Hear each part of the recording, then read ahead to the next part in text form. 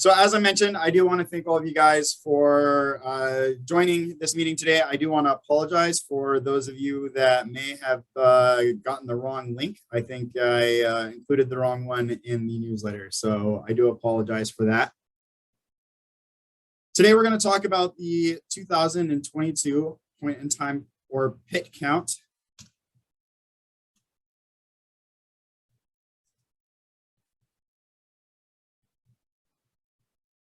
So the point in time count is a nationwide census that happens every year, typically in the last week of January. HUD asks that communities complete this count every 2 years, but a lot of communities across the country opt to do this count every year. And the reason they opt to do this count every year is that it helps us identify the number of folks experiencing homelessness in our community, determine some of those key characteristics, and then it really helps the community respond to homelessness and determine the amount of federal funding we receive to address homelessness. So a lot of the funding that we get from the federal government, from HUD, even state entities, even some state entities, all pull off of the data that we get from the point in time count. So having an accurate representation or an accurate count of those experiencing homelessness in our community really helps determine the amount of funding that we're going to get to be able to provide more resources and more programs for those folks that are experiencing homelessness in Marion and Polk County. So this year, we're going to be conducting the point in time count over a 3-day period, but we're going to be asking where folks slept on the night of January 24th. So the 3 days that we're going to be conducting the count are Tuesday, January 25th, Wednesday, January 26th, and Saturday, January 29th. There's time slots available. We broke it down in about 4-hour shifts for volunteers. So volunteers aren't having to work the entire day. We recognize that a lot of volunteers have jobs during the week or they have other obligations they need to tend to. And so we want to make sure that we're breaking the shifts down into small enough fragments of time to allow for their volunteers to also meet the other obligations that they may have. The time slots that we have available are 8 a.m. to 12 p.m. and 12:30 p.m. to 4:30 p.m. on the 25th and 26th.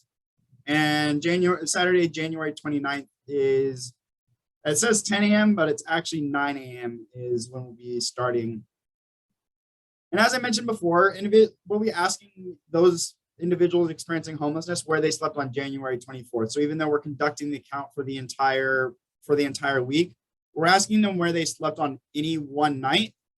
And that just really gives our community an idea to finding out how many people are homeless in our community on just one single night out of the entire year.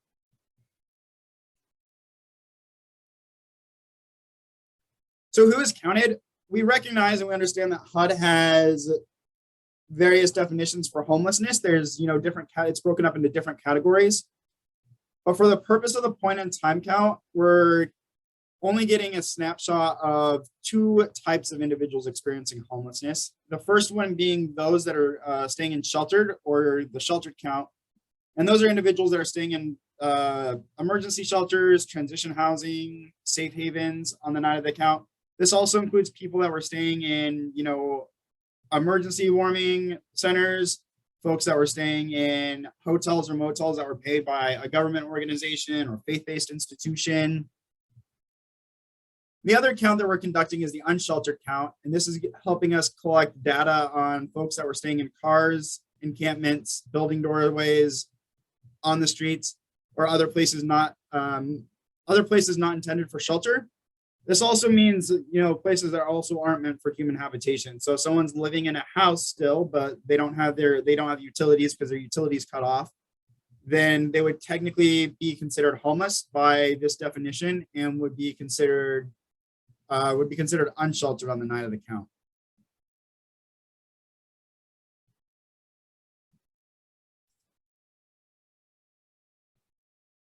So the count is conducted in a variety of different ways. The first way this count is generally conducted is through outreach teams. And that's teams that are going out into the community and counting individuals where they are. So that's where a lot of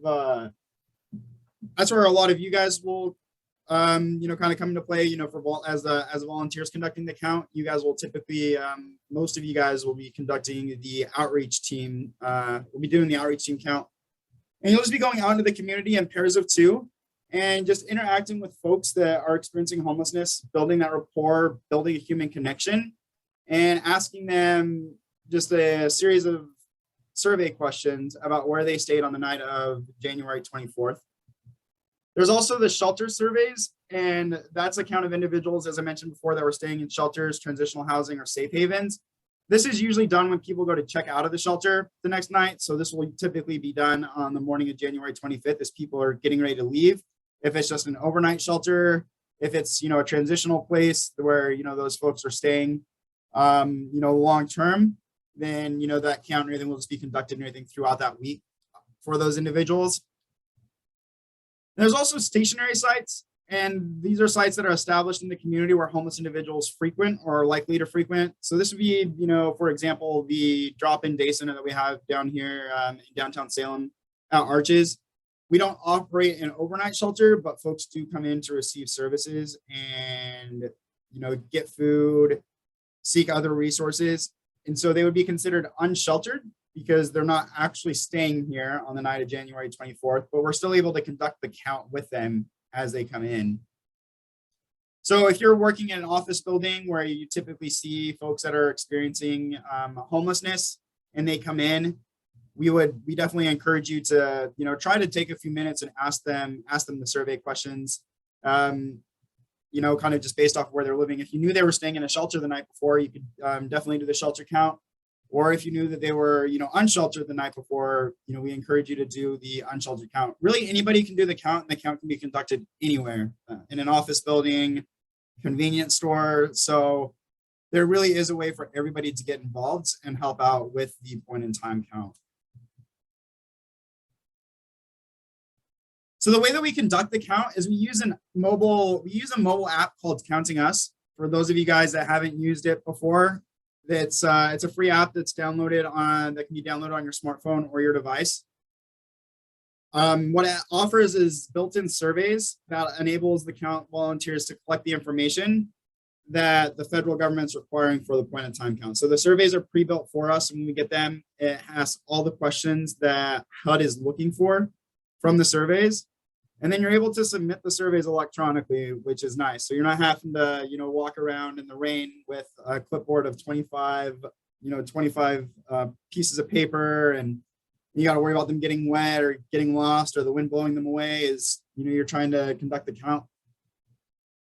And they're submitted automatically in real time, which is really fascinating and really cool for count administrators, because we're able to see where those counts are happening and we're able to see when they are happening. So, if we identify that two people are, maybe in, Dallas, and we're seeing a bunch of counts popping up in that area, back to back, and will allow for us to, call, see if you guys need additional resources, if we need to send anybody out there. It also allows for us to see on that map where, unsheltered folks are congregating in the community, so that we're able to better deploy our outreach resources and being able to connect and engage with those individuals.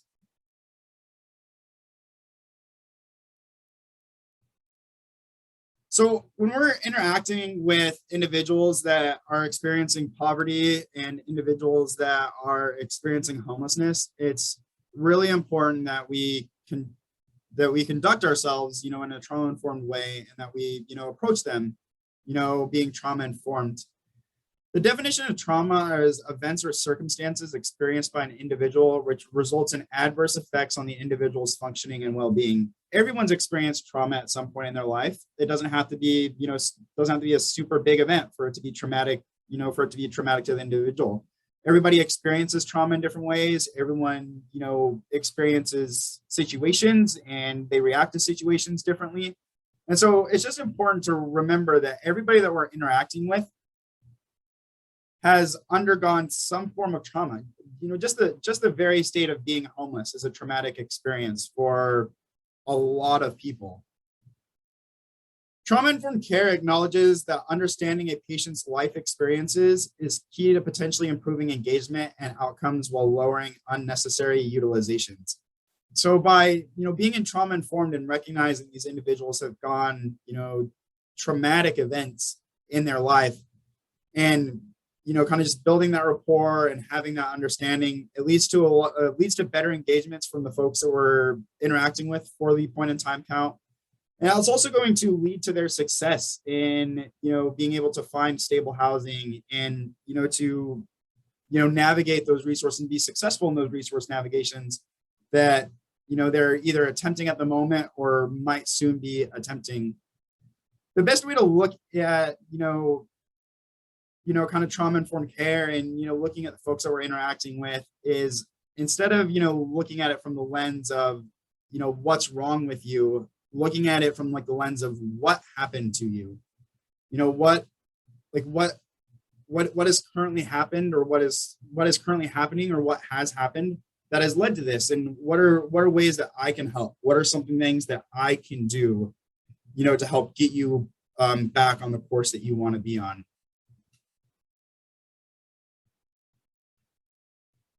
So there are several ways that we can be trauma informed while conducting the point in time count. The first one being trust. You want to make sure that you're building that rapport and that you're being respectful, that you're maintaining respectful and professional boundaries, and that you respond calmly, not judgmentally. While asking some of these questions, folks might become angry. Folks might become aggressive. They might, shut down and not want to answer any of the questions. They might get a little short. And what we want to do is we want to just make sure that we remain calm in those situations, be friendly, be compassionate, be understanding of, where they slept on the night of January 24th. If they slept outside on the night of January 24th, if we all slept outside on the night of January 24th, chances are we would wake up on January 25th, and we probably wouldn't be the most pleasant of people. You also want to make sure that you're telling people who you are. Don't just walk up to somebody and conduct the count. A little later in this presentation, I'll kind of go over how to, introduce yourself for the point in time count, and, kind of just like a mock introduction.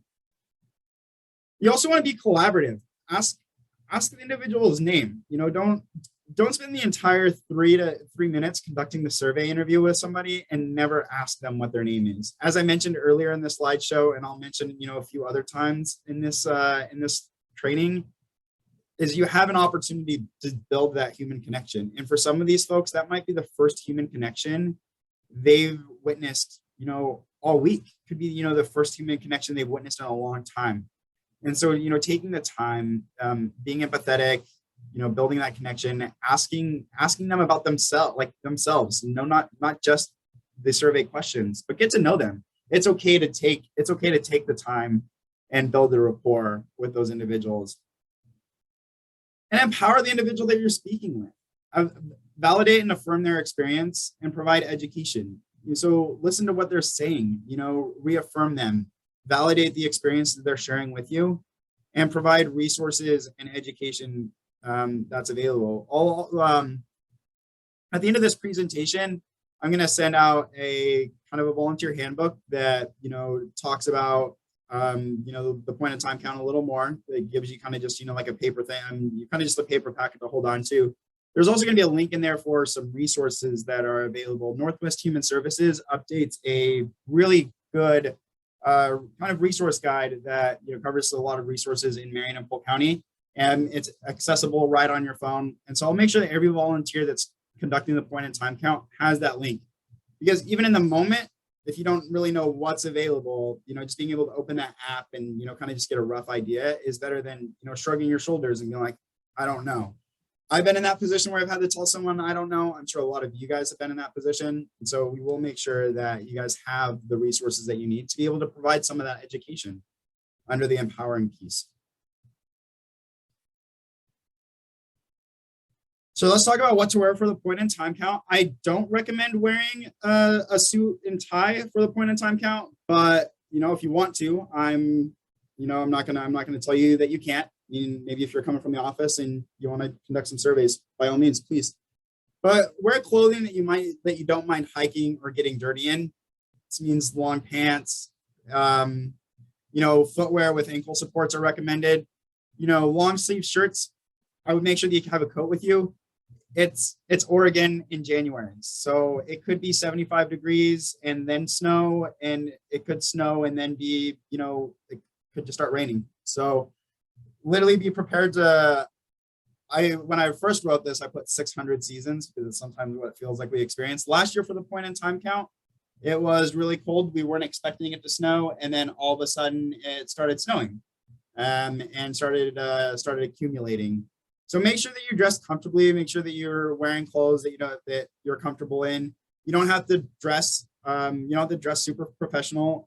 You do want to be relatable to the folks you're interacting with. So if you just show up and you're wearing a three-piece business suit, that person's probably not going to be willing to talk to you as compared to if you walked up in jeans, some boots, and a sweatshirt.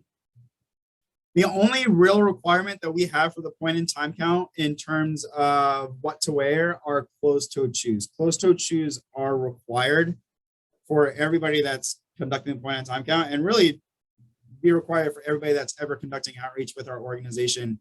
You're going to be walking into terrain that could be slippery, muddy. There could be biohazards. You don't know what's on the ground. You could potentially stub your toe. You might have to walk over some logs or branches.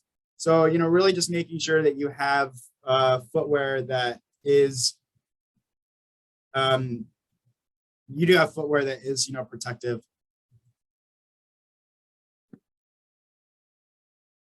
So let's talk safety in the field. We understand that a lot of folks that might be joining us for the point in time count have probably never conducted outreach, or it's maybe only been a few times. And we also understand that there is a lot of stigma that surrounds the homeless population. And, some people are fearful. Some people are fearful. So we do want to just provide some, safety tips about how to be safe while conducting the point in time count. The biggest thing to remember is that you always need to have a partner when doing the point in time count or any homeless outreach. This is a requirement across the board. I don't even send my outreach. Our outreach team doesn't even go out and conduct outreach without having at least a second person with them. And there's safety in numbers. So just make sure that you always make sure you have a partner with you. You also want to make sure that you're announcing yourself when you enter an area. Don't just walk up. Like if you're walking into an encampment, don't just walk in. Announce yourself before you get into the area. Or even if you're walking up to somebody's tent and it's closed, just announcing yourself. Whenever we go out and conduct outreach and we're walking into an encampment area or approaching someone's camp, we'll just yell out from a distance, "Hey guys, it's Arches," and we'll give a couple warnings like that. Treat it kind of like as a door knock or like a doorbell. You wouldn't just walk into someone's house without announcing yourself first by knocking or ringing a doorbell. So afford our folks that are having to sleep outside that same courtesy. You always want to make sure that you're maintaining situational awareness. So know where you are, how did you get into there, and what is the quickest exit. Sometimes you might, walk down a trail, find yourself into a camp, and then, maybe, take another trail and then not remember how to get out. It's basic hiking 101 stuff. Always know where you are, and always make sure that you have a plan. Always make sure you have a plan before you get in there, and always make sure that you know all of your potential exits, for getting out of there. Maybe you could hike in on one trail and then, maybe a tree falls across it. Not saying it does happen, not saying it has happened, but there's always that possibility. So just knowing, what's the quickest way out of there, and, having different avenues, having different plans or route plans in place before entering that area is always recommended. When crossing busy highways, make sure that you're doing them at marked crossings. So the last thing that we want is for you to, be on one side of Highway 22 and, just dart across the other side of Highway 22 because you see somebody. Take the time to either find a marked crossing or, drive, to, a safe turnaround spot and, park your vehicle on the right side of the road. Always make sure that you're taking the time. It's the name in the count, but, also make sure you're taking the time to be safe. Your safety is the number one most important thing for the point in time count. In fact, I believe it talks about it on the last bullet. Also, make sure that you're never crossing bodies of water or mud that's deeper than 8 to 10 inches, and never cross water that is actively flowing. It is the winter time. It is raining. Individuals experiencing a homelessness do tend to, camp near bodies of water because, they have a water source right there.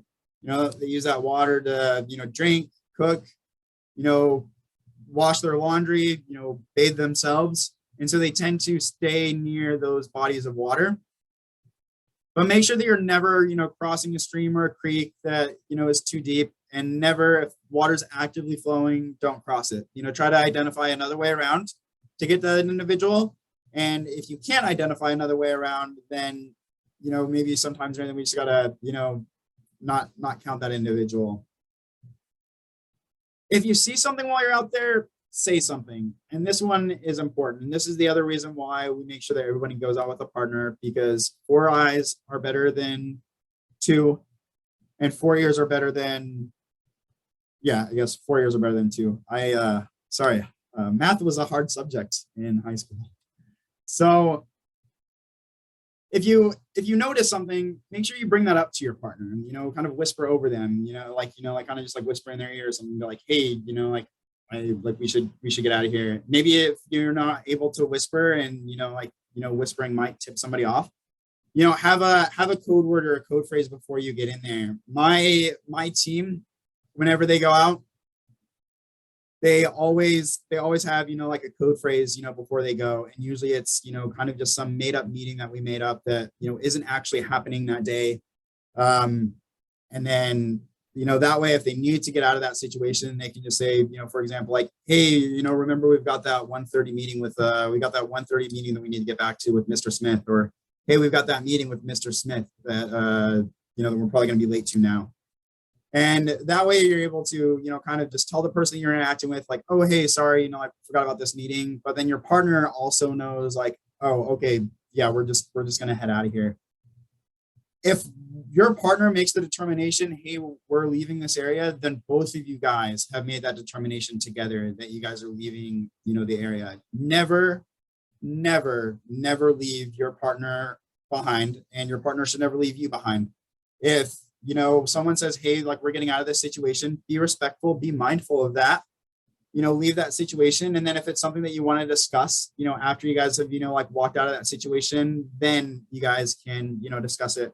We're all adults conducting the point in time count. We're all professionals. And so just make sure that you're, maintaining that professionalism out in the field, and make sure that you're being, respectful or mindful. Every volunteer, kind of just based on what area you're going to be working, will have contact information for a volunteer coordinator that will be able to kind of help talk you through it. So maybe if you guys do find yourself in, a situation where, you're just a little unsure, or you're just like a little hesitant, maybe you want to, like, kind of walk out and then call somebody and see, kind of like what their take is on it. We're going to make sure that you guys have those numbers and, the ability to do that. But as I mentioned on the last slide, and as it says right here, your safety is the number one priority. So if you do not feel safe being in that area, or you do not feel safe interacting with that individual, then it is okay to, walk away.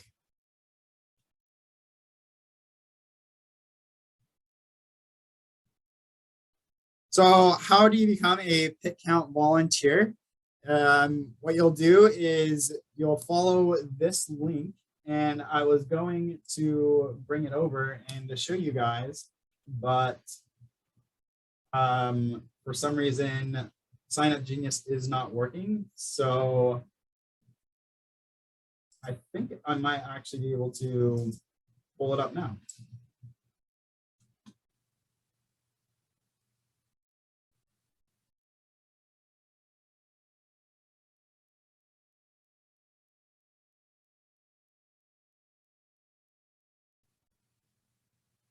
We'll try to come back to that in a second. There are several different geographical sections to choose from, with a morning, afternoon shift available for each of those geographical areas.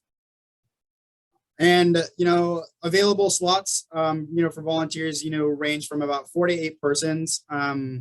with 2-person teams. And then what will happen is we'll give out, kind of like the key areas of, details, or, kind of like the key areas to look for folks, kind of just prior to your shift. So that way you're not just going out into, Dallas without, like any idea of, like where are some of those key areas to look.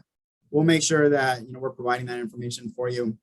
Here's the link for the Sign Up Genius page. What you'll do and everything is you can find the slots here, and then you can sign up for which area that you're interested in, and get involved to start signing up for shifts for this year's count.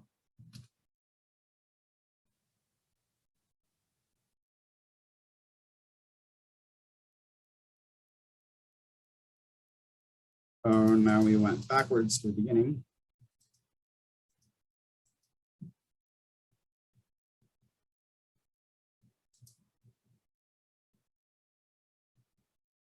So what happens after you sign up on the Sign Up Genius link? You'll be sent instructions for setting up your Counting Us account. And then the weekend prior to the count, volunteers will be sent an email with dispatch instructions. These dispatch instructions will, tell you, where your volunteer link up site is, instructions for how to sign in, instructions for, how to gather supplies to take out with you, as well as, some of those key areas that you want to look, look at, to find individuals that might be experiencing homelessness.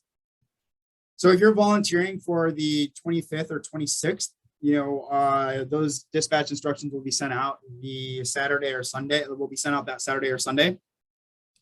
If you're volunteering for January 29th, those dispatch instructions won't be sent out until probably Thursday. And the reason for that, the reason for the Saturday dispatch instructions not being available, the weekend prior, and, kind of like that, 2-day gap, is it allows for us to look at the areas that we have covered already, kind of where, we've conducted counts. And then on that Saturday, really just send, teams into those areas that haven't been. And so we don't want to send out, instructions for those folks that are working Saturday the 29th, and then, it change the entire plan and, confuse a lot of folks.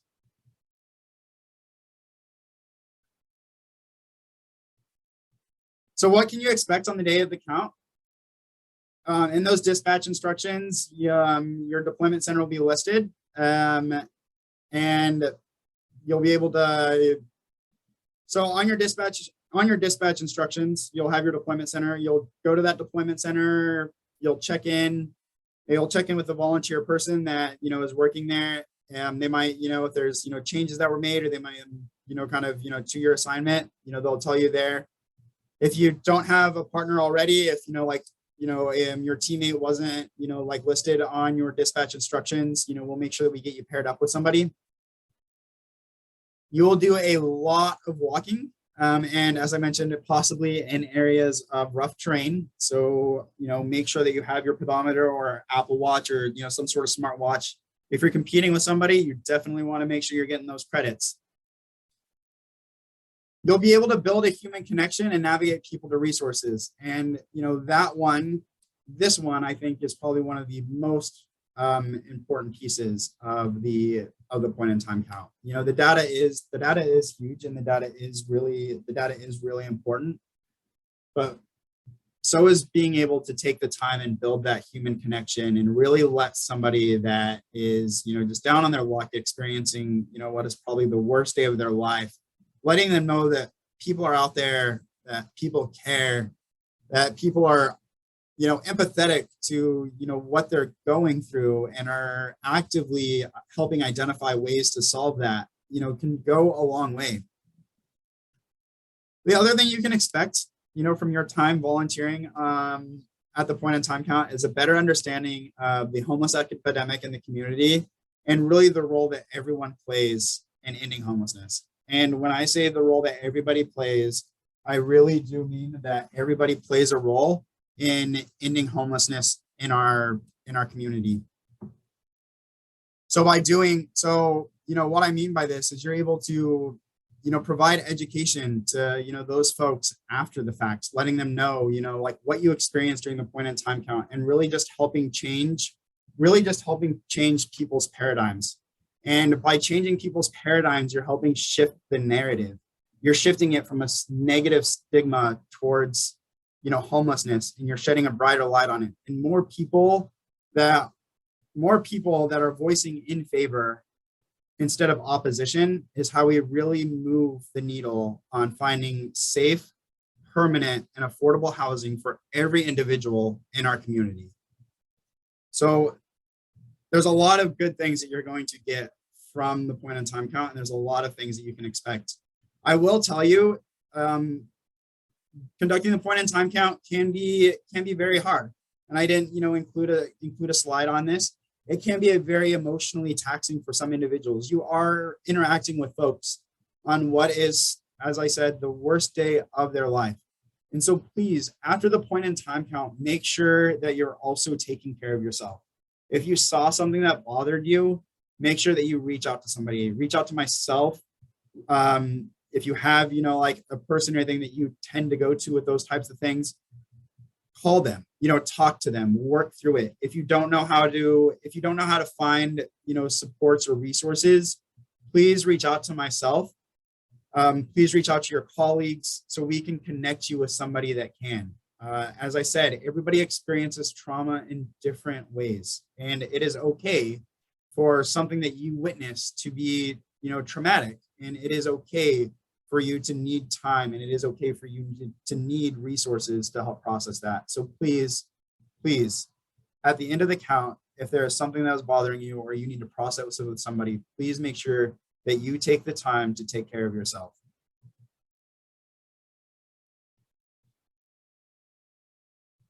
The survey. Some of the questions asked on the survey can be considered invasive to some people. We'll actually go through the survey here in a second, and you'll be able to see, some of those questions and what I mean by, some of those being invasive. You want to build a rapport. Be friendly, be compassionate. We'll want them to engage more. So so doing that introduction, like I talked about, don't just walk up to somebody and just start asking them survey questions. Walk up to them and like introduce yourself. So for example, when I'm out doing outreach, I usually just walk up to somebody and be like, "Hi, my name's Robert. I work with Arches. I'm part of the outreach team. What's your name?" And then, just kind of just start off, like don't even jump into the survey questions, and, kind of just, like engage in some friendly chatter. A lot of times just in that friendly conversation, a lot of the questions that you're going to need, a lot of the answers you're going to receive are already answers to the questions that you need. And then also letting them know, what the point in time count is. So, just walk up to somebody, and it's kind of weird because I don't have anyone that, that I'm role playing with right now, but just walking up and be like, "Hi, my name's Robert. I'm with Arches. I'm part of the outreach team. What's your name?" They respond and be like, "Hey, so we're conducting this survey to gather, more information about, folks that are experiencing homelessness in our community. And these surveys really help organizations receive funding so that we can provide, better resources for folks that are experiencing homelessness, as well as, more funds for more housing opportunities. Would it be okay if I asked you a few questions?" A lot of times they're going to say yes, especially if you tell them what the survey questions are for and why you're collecting it. And especially if you let them know that you can't go back and review their results after it's submitted. Sometimes though, they might not want to answer the questions, and that's okay. And it's okay to, offer them, like some supplies. It's okay to offer them resources and, just, walk away. Also make sure that you're reminding people that when they're, answering questions and while they're, doing the survey, that, they can stop asking those questions they can stop answering questions at any time. None of the questions on the survey are required. So that people can answer as many or as little of the questions as possible. They can even skip over one.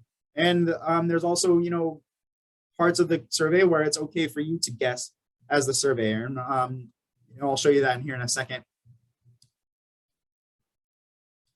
Reword some of the questions. if this is your first time doing the point in time count, the first couple of questions, you might be a little more difficult. But as you start conducting the surveys more and more, you'll get an idea of what questions are asked and the patterns, and how you might be able to reword some of those questions. For individuals.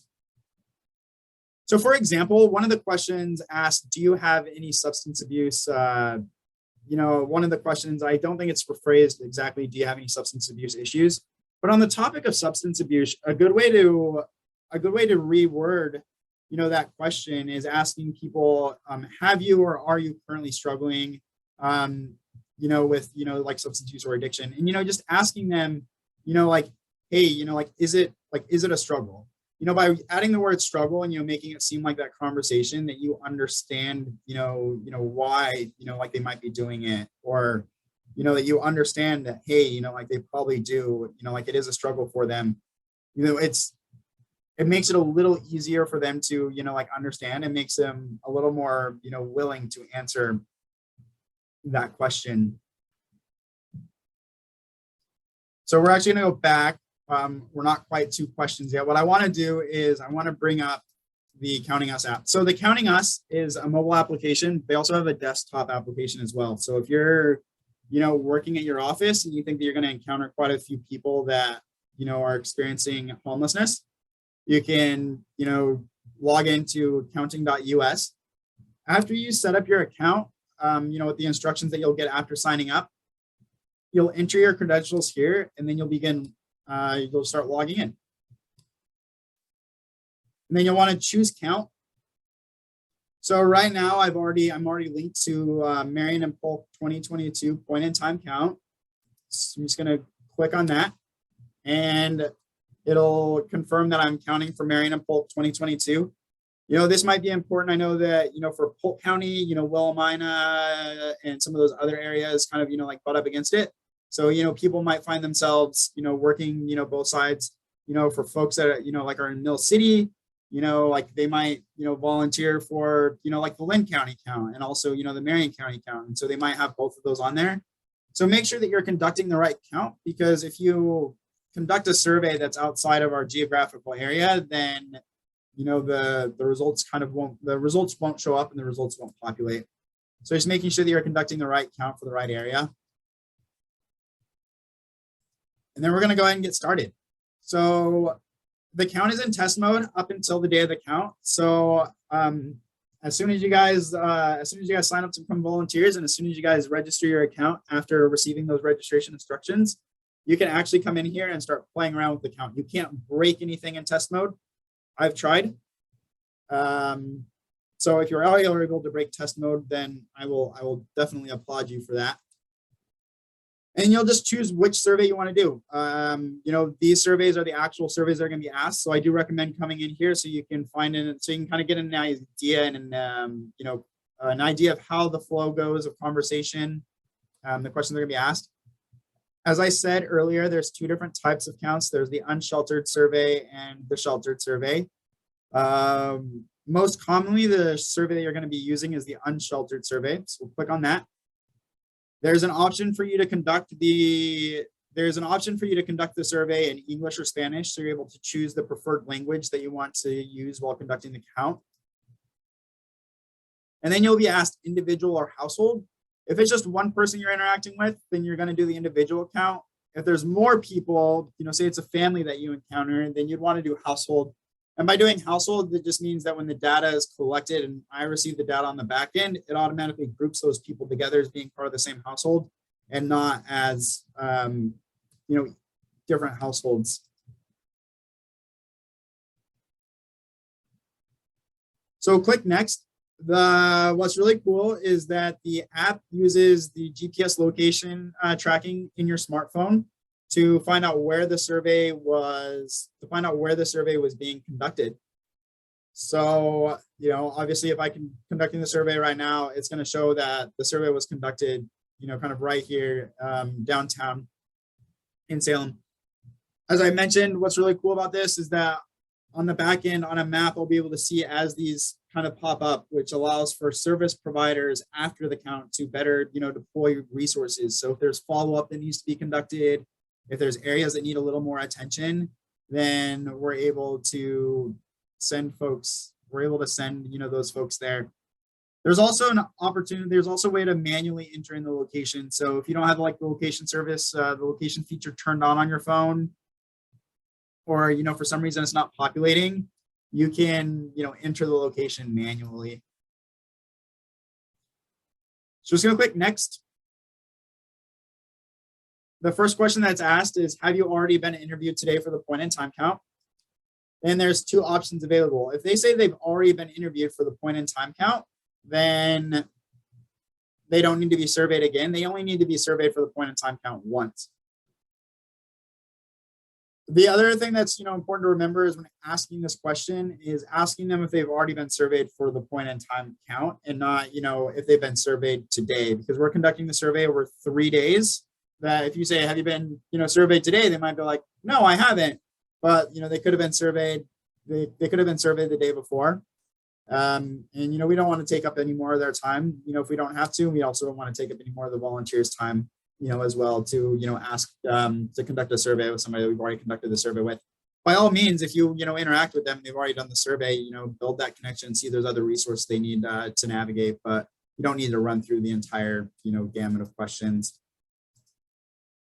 So we're just going to answer no. The next question asks about their sleeping location. So you're just going to ask them where they slept on like the night of on the night of the count, which was January 24th. So we'll just say street or sidewalk. Here it gives you an opportunity for to ask. You're going to ask their name, their last name. If they don't want to give you their name, you can just go ahead and enter in their initials. So say they don't want to give their name, so we'll just just put in their put in their initials there. You're going to ask them their gender. We never want to assume what somebody's gender is. So ask that question. I can ask like what their preferred gender pronouns are. There, we'll click male. Here is one of those questions. Here's one of those sections where you are able to guess. If they don't want to give you their date of birth, or they don't want to give you their age, it's okay to, come down here, and it gives you like that opportunity to kind of guess their age range. Or if you, click on here, if you click on the date, you'll actually be able to see, you'll be able to, this little spinny thing will pop up. Click done, and their age will automatically populate for them. So if they do give you your date of birth and you are able to put that in there, you can enter it in this way. Another way to ask someone their date of birth without being super like intrusive and super vague is just instead of saying, hey, what's your date of birth, asking them like, hey, when were you born? And a lot of times asking in that way, they might tell you, or you can just start kind of by asking the question backwards. Sometimes what I've done to, get the date of birth from somebody is I've asked them, like, hey, what year were you born? And, then, like, they'll tell me and be like, oh, that's really cool. Like, like what month? And then, at that point, now you've got, like the month they were born, you've got the year they were born. And then if they don't give you the middle date, then we can just kind of guesstimate a date. Like we know it's going to fall, between, like the first or, like the 1st or the 31st. Or the 30th, it's only got 30 days, or 28, I guess, if we're, if they were born in February. So what is, so just asking them, like, hey, like, what is your race? If people don't want to ask, like, if people don't want to answer a question, it is okay to, mark refused. I know that, refused, it sounds like, man, like, I don't want to say like refused. Like, I don't want, like, you seem like a pleasant guy. I just don't want to, like, tell me what his race was. Like it's okay to put it's okay to put refused. HUD actually prefers that on data, folks and everything just put that we mark everything refused. By putting like don't know, it makes it like it makes it look like sometimes either we just didn't ask the question or that we just skipped over it. And so, like the refused is actually the preferred method for HUD. Like we'll ask, this question, and then we, then it kind of jumps down into their homeless history. And so this question asks, is this the first time you've been homeless? A lot of time, like sometimes, folks will have been homeless, then housed again, and then homeless again. It's just, like been an on and off cycle. And so asking them, like, hey, is this the first time that you've ever experienced homelessness? We'll say no. And then how long have you been homeless this time? And so that's asking like how many times, just like this most recent time have you, like experienced homelessness?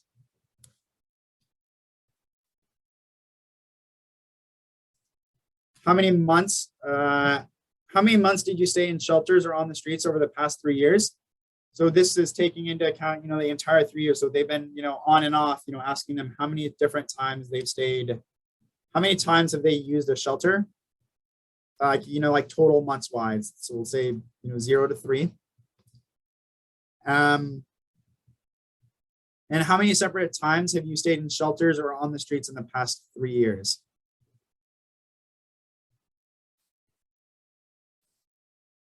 And so this is the amount of separate times, and this is asking, kind of how long in terms of month. But the questions change if we came up here and changed this if this is their first time experiencing homelessness. If it's their first time experiencing homelessness, then it just asks, that question. So it caters the questions and it kind of branches the questions based off of, what was, kind of what they answered on the previous question. How long in months have you been in the community? So we're asking them how long have they been staying, in this community? A lot of times what you'll find out is that the people that you survey were born in that same community. Do you remember the address of the place you were living before you became homeless? This time? For folks that, recently became homeless, they might remember the address. For folks that, have been homeless a while, they probably don't remember. These next two questions are really important for the point in time count, especially, just given the, current climate and, the data that organizations are trying to collect. Are you experiencing homelessness as a direct result of COVID-19? If you answer yes to that question, it does, give you a drop-down box of, how COVID-19 played a role in their homelessness. We as service providers know that COVID-19 has forced a lot more households and many more individuals into homelessness. And so by being able to get this data, reflected on our point in time count, it'll be included in our official report that we send up to HUD so that we're able to tell, the government that COVID-19, really did have its toll on our community. The next question that's asked is, are you homeless as a result of a natural disaster? We've seen a lot of natural disasters, the 2020 wildfires, had huge impacts on, our communities around us. And they still continue to have, that impact. People are still experiencing homelessness as a result of those fires. So if you selected yes to the natural disasters, it'll give you a drop-down link of, what kind of disaster was it? And then, which fire was it that caused it? And then you'll see here the 2020 Oregon wildfires. Now, these are the questions where a lot of folks might not want to answer them, just because this batch of questions here are a little more, personal in nature. These are the ones that, can sometimes be, invasive in nature. And so it's okay to let folks know that they don't have to answer any of these questions if they don't want to, and they can stop answering them at any time. So the first one, do you have a substance use disorder? Instead of saying, as I mentioned before, instead of saying, do you have a substance use disorder, asking them like, hey, are you currently struggling, with addiction, or is addiction something that, that you've struggled with in the past? Wording it something like that, it usually gets people and everything to, be a little more engaged with that. And then, they might tell you yes, they might tell you no. They do say yes, you can ask, kind of like which, like which one is it? You say no. Do you have a chronic health condition? So, this would be like congestive heart failure or COPD or asthma, any of those. And sometimes when you ask the question, you might have to give examples. So, I recommend, just giving the examples right away, like I did with that one. Like, hey, do you have any chronic health conditions like asthma, COPD, congestive heart failure, any of those? And then it kind of gives them an idea of, like what you're actually looking for, kind of like what you're asking. Is this a long-term disability that impairs your ability to hold a job or live independently?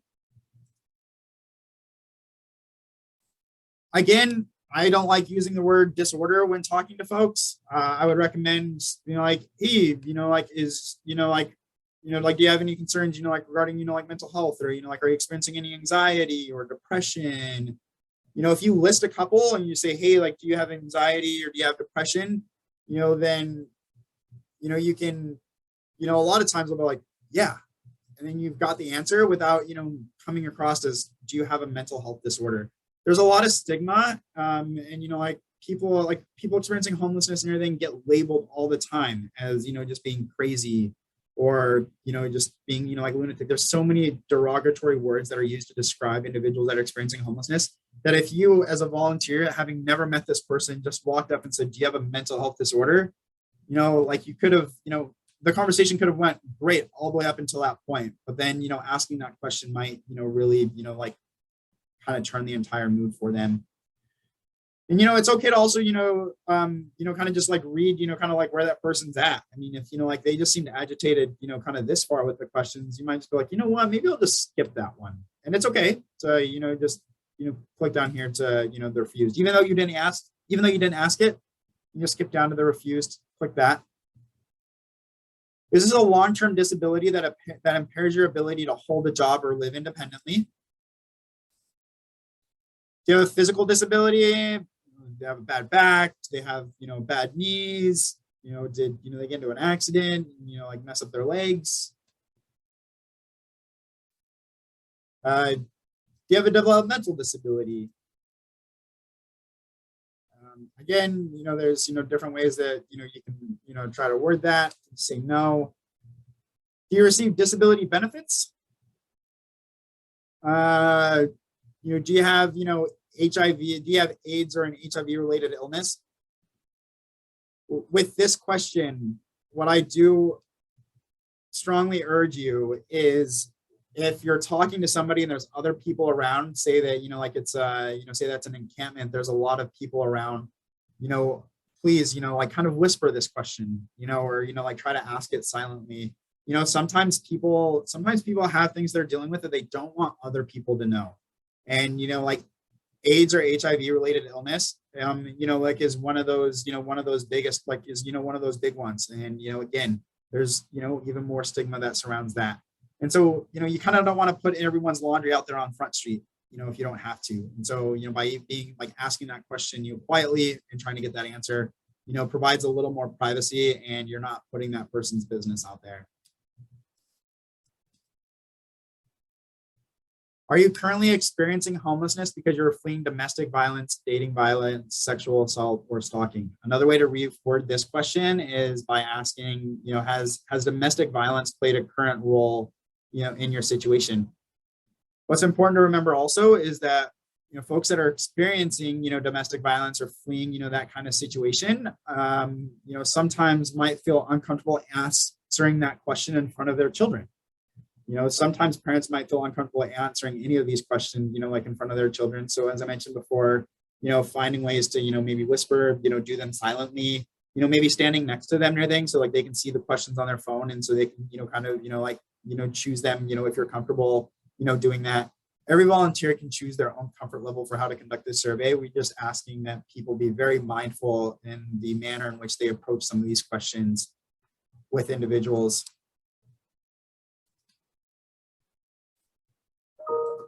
And then the last question is, are you a veteran? Are you a veteran? And then it asks, like served in the U.S. Armed Forces or been called into active duty as a member of the National Guard or as a reservist. I do want to come back to, the fleeing domestic violence, dating violence question.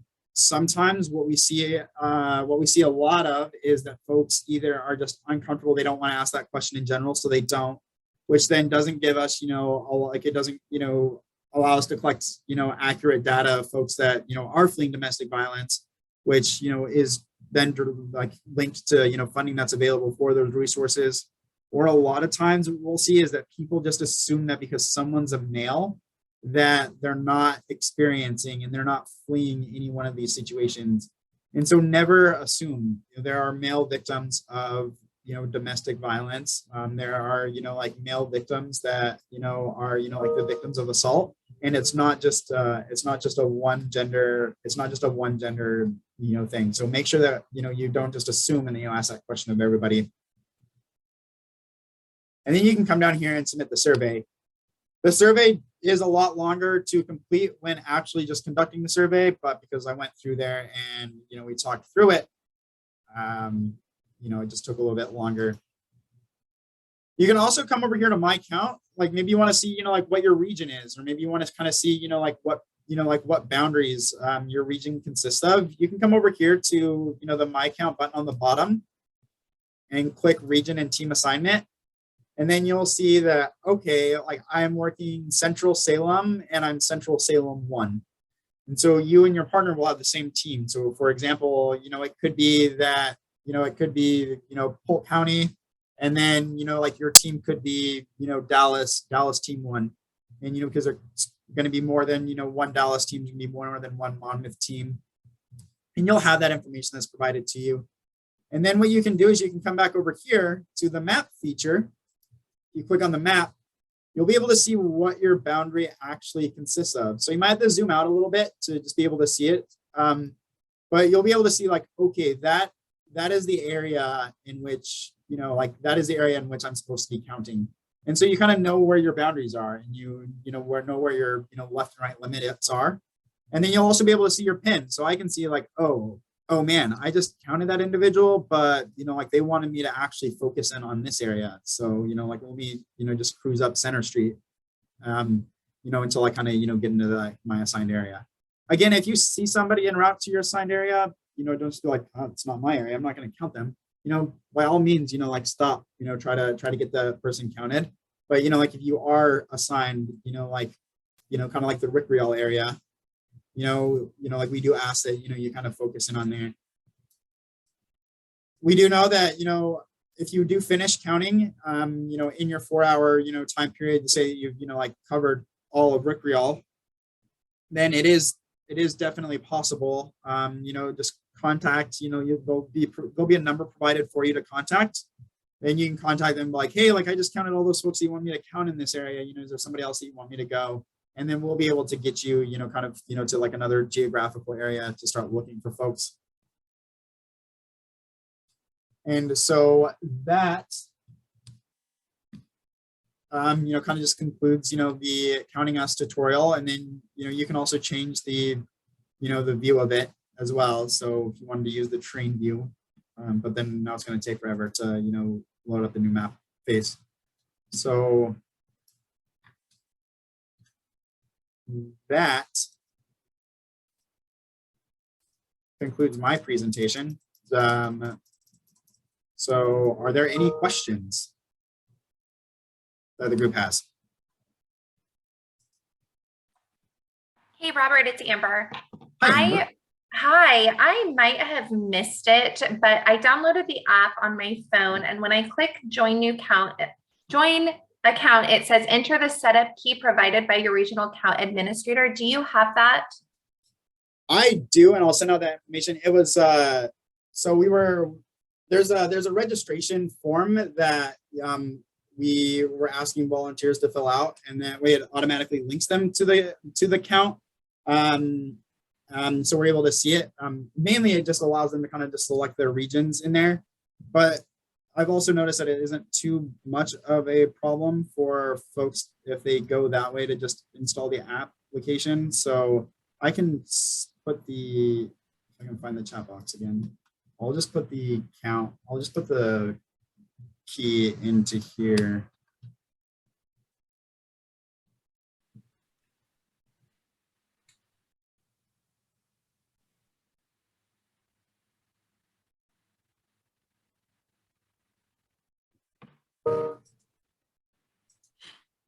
So that's the key. What we're asking though, I'll also send the link directly to the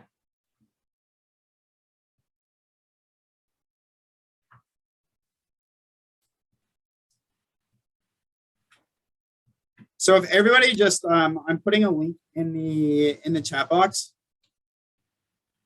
If you follow that link, you can sign up for the point in time count. You can bypass the Sign Up Genius page altogether. What happened was we went with Sign Up Genius, and then Counting Us was like, oh, actually, we've got this feature, but we had already started using Sign Up Genius. So if you guys, just go directly there, you can bypass the Sign Up Genius, and then it'll automatically link you guys to, to this year's count as well. So we just ask that folks do fill out that. That way it does give us, like that information in regards to, emergency contact. It also asks on there if there's somebody that you want to be partnered up with. It asks a few additional questions by registration form that does help us as administrators. Because if you are signing up and, you are wanting to do the count with, like a friend or a colleague, we want to make sure that we're able to partner you up with those, make sure that we're able to partner you guys up with that person, and that we're not just pairing you up with somebody at random. So.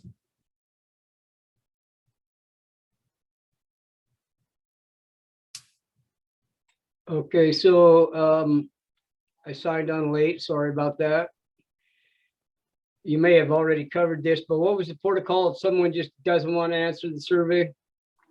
Yeah, if someone doesn't want to answer the survey, we can just ask them, oh, okay, that's fine. And then, walk away. Like they don't have to, folks don't have to answer any of the questions, and all the questions are optional. So, they can skip some of them, or, they can skip all of them. They can answer all of them if they want, so, just being upfront, with them, from the start, and letting them know that, hey, you don't have to answer these questions if you don't want to.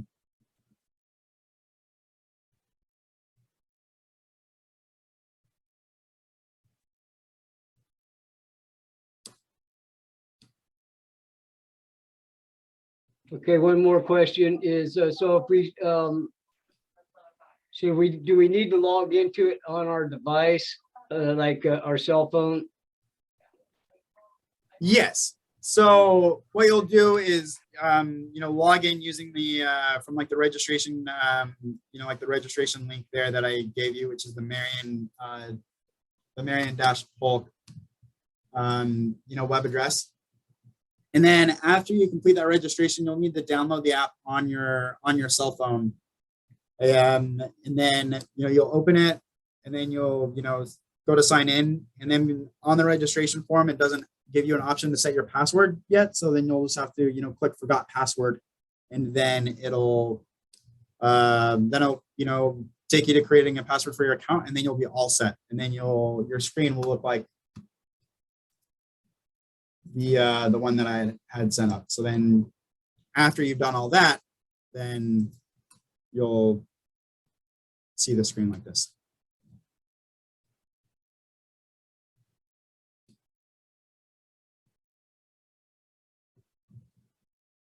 And I see that your hand is raised.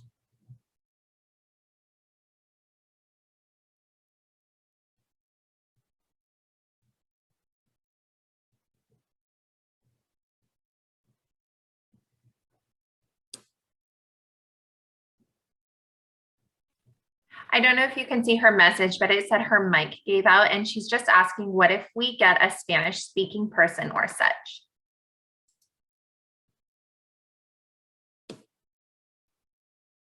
Well, so if you, that's tricky. If you find somebody that speaks Spanish and you're, comfortable with them, like looking at your phone, or, like holding your phone, you can just pull up the Spanish survey and, let them, fill it out, self-paced. Or what you can do is you can contact, back to, like that volunteer center, and, there'll be contact information for you to contact.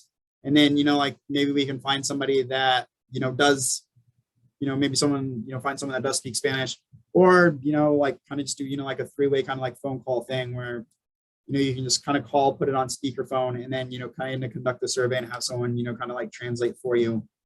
So, there are several options. for going about it. And it's kind of, whatever your preference would be as that volunteer.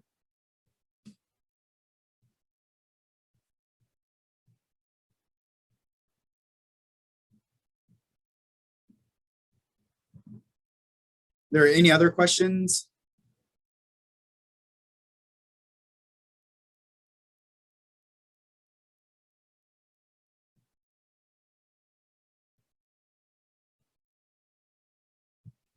Well, there are no other questions. I'll let you guys go ahead and go on about your guys' busy days. I do want to apologize again for like the hiccups in getting signed on to this meeting. I do want to thank all of you guys for taking the time to participate, and I will be sure to get this information like post and everything. So for those of you guys that were late, can view it. If your emails aren't in the chat box, but you want a copy of the slide, if you want a copy of the video, please include your email in the chat, and I'll make sure everyone gets emailed to you. Thank you, guys.